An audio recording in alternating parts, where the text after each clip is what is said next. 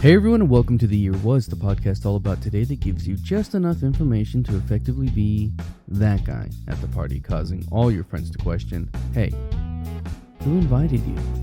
Like, seriously, why are you here?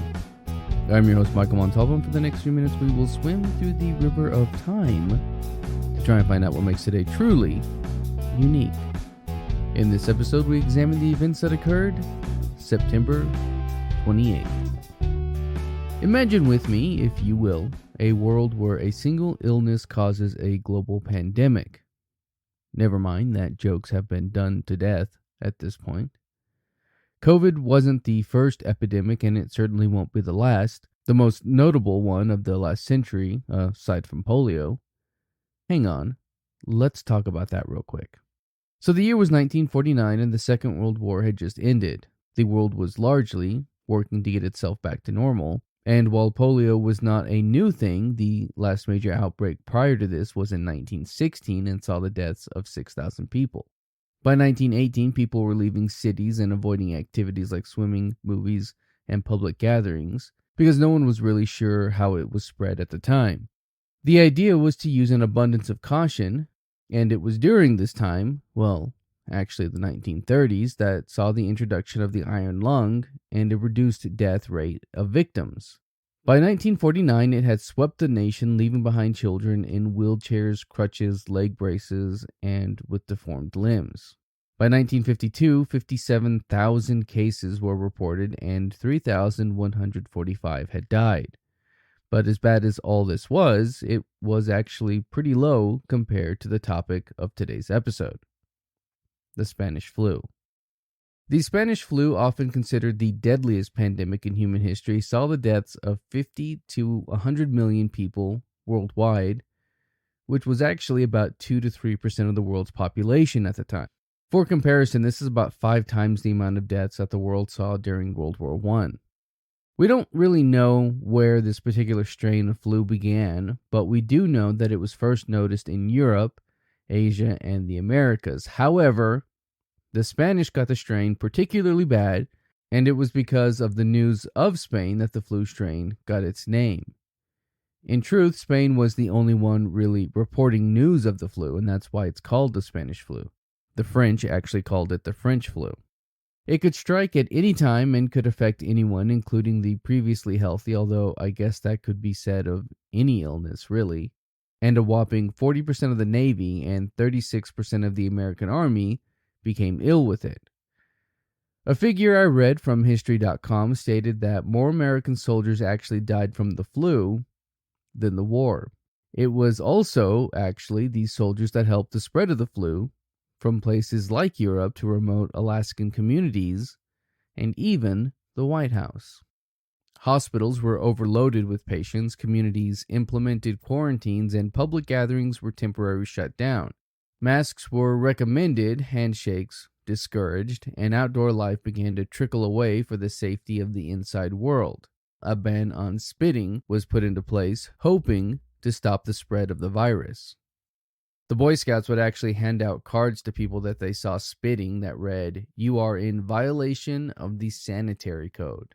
I wanted to be sure to mention this because of how crazy it was, but doctors at the time were prescribing toxic levels, about 30 grams of aspirin, to help alleviate the symptoms of the flu, and it's now believed that many of the deaths that occurred in October of 1918 were brought about as a result of this aspirin poisoning. This may surprise you to hear, but some cities and countries and people downplayed the whole seriousness of the flu and its danger. Can you even imagine that? So in the summer of 1918, soldiers returned home and spread the disease to family and friends. And in order to appear patriotic, the media downplayed this. One city, the city of Philadelphia, Pennsylvania, was hit particularly hard, and that all came down to a parade. The year was 1918, and on this day, the Liberty Loan Parade was held, causing a major outbreak and spread of the Spanish flu in Philadelphia, Pennsylvania. It's not like the city didn't know about it, it's just bad decisions were made. The director of public health, Dr. Wilmer Crucian, insisted that the increasing deaths were totally nothing to worry about. It's absolutely not the Spanish flu, just the regular, everyday flu. The head of Philadelphia's Naval Hospital told the Public Ledger in the days before the parade, "There is no cause for further alarm. We believe we have it well in hand." Comforted by this, the parade was held and hundreds of thousands of Philadelphians attended the parade, and then things took a turn. Thousands became infected. Only 2 days after the parade, Krushin issued the statement, "The epidemic is now present in the civilian population and is assuming the type found in naval stations and army camps." Within 72 hours, hospitals were full with the sick, and it's actually estimated that within the week, 45,000 people were infected with the flu. At first, things didn't seem so bad, but by October, the mortality rate spiked past a number unmatched by any other city worldwide. Within 10 days of the parade, over 1,000 were dead, and 200,000 more were sick. With the war still in effect, many of the health professionals were in military service, and the city was just unprepared for this level of illness and death. Krushin would later say, "If you would ask me the 3 things Philadelphia most needs to conquer the epidemic, I would tell you, nurses, and yet more nurses."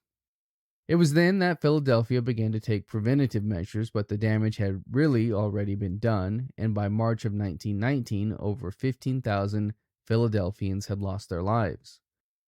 According to one article I read, bodies were left to rot in homes with the smell of death around you.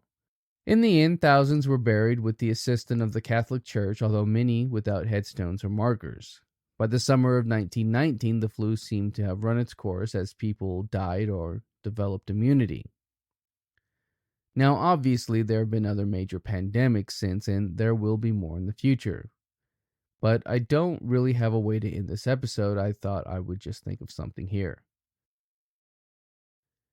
The year was 1928, and on this day, September 28th, Alexander Fleming discovered penicillin.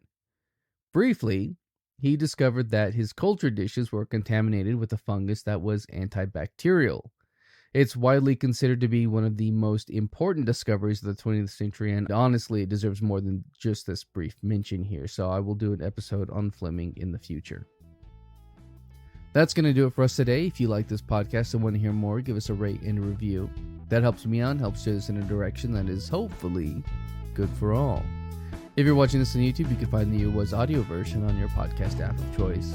You can find me on social media and at YouTube at the Apple Cider Club. And as always, I want to thank the Tim Price Band for our musical theme. And thank you for listening. We'll see you next time.